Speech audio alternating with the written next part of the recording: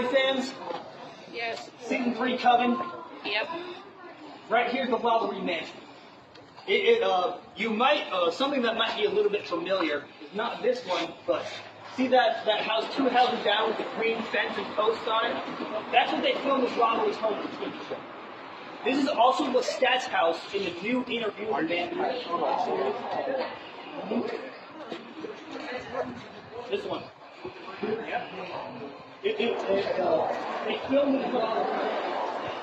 Let's leave a little bit. Thank you, sir. Take it as well. He owes me money.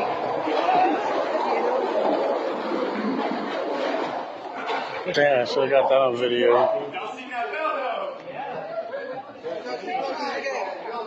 I might have got that on video. I wasn't I don't looking. want to see any blood today. Be an interesting. So, if you ever look up top 10 haunted places in America, this is going to be pretty up there on that list. This is definitely our most popular ghost story spot. The woman who owned this building, Delphine LaLaurie, what she was known for was abusing and mistreating her slaves on the property. A lot more than was considered normal for the day. We had something at the time that was called the Code Noir. It was a list of laws on slavery. Really didn't help them out too much. The only thing that Jenny couldn't do: no murder, no cruel and unusual punishment. How do you define cruel and unusual punishment? Could be left open to, could be subjective.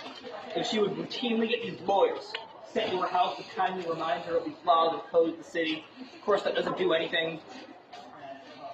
She was doing this for a long time. She did have 3 different husbands over the course of her life. She first gets married off at the age of 13, as rich people did back then. Her first husband sinks in a boat and misses the river. Later married a famous lawyer, a guy named John Blanc. 5 years into the marriage, he gets poisoned and he dies. They never figured out who poisoned him. And she got progressively richer with each new husband. She stays single for the next 10 years though. She then marries a doctor, a guy named Leonard LaLaurie. She was in her 40s, he was in his 20s. It was more a marriage for money more than anything. But they built this property together. And the first bit of legal trouble she gets into, 1832, the story goes, young girl, about 7 years old. She's rushing, combing LaLaurie's hair. She gets a little bit too rough with it, hits a snag, pulls it a little bit, nothing else. LaLaurie freaks out, as she'd been known to do. She was known to carry a whip on her at all times. So she's chasing her throughout the house. She's beating the life of this little 7-year-old kid. They're going outside, inside, first floor, second floor. All of her neighbors, people in the area, they were all peeking out their windows. They had seen everything that was going on here. She does kill the girl. There's a few different accounts of what happened. Yeah, I was wondering. There's one account of her throwing the child off the top floor of the building. There's another account of her strangling the girl, hiding the body in a well in the property. We know that one is true. We never found any bones on the site. But what she most likely did, if we were paying attention a little bit earlier, what's the easy way to hide a body in the world? The river. There you go. We are learning something. So probably just dump the body in the river. But enough people have seen her going out. She gets convicted of slave abuse, which at that time meant a $300 fine for all her slaves taken away. $300 fine for murdering a child. So that same night, she writes detailed descriptions of every single slave on the property. She then gets another one of her wealthy family members, has them buy the exact same slaves back the very next day. They all end up in the same house again. Of course, she would treat them a lot more cruel and harsh after all this had happened here. And people kind of had an idea what was going on. A lot of times an enslaved person would be seen around the property for a few days. They would never be seen again.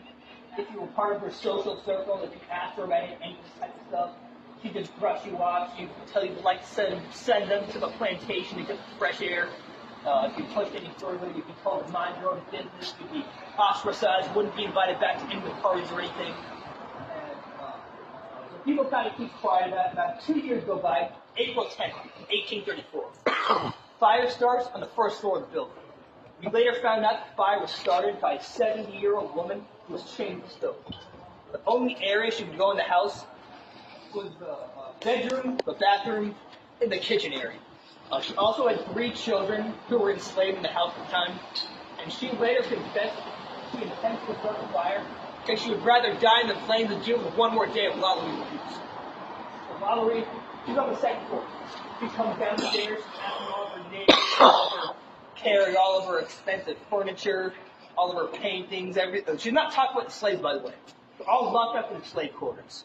Actually, I'm going to show you guys real quick the slave quarters. Let's keep going over here.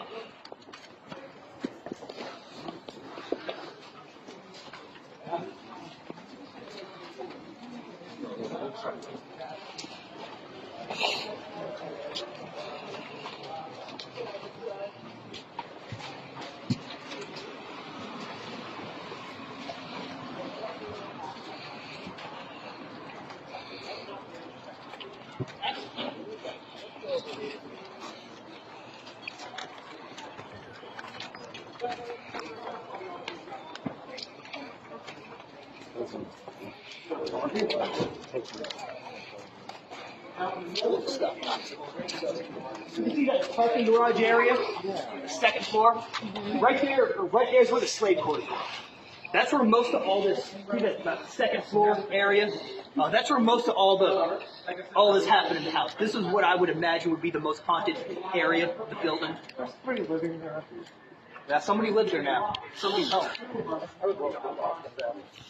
Yeah, I've tried to talk to the person who I've seen on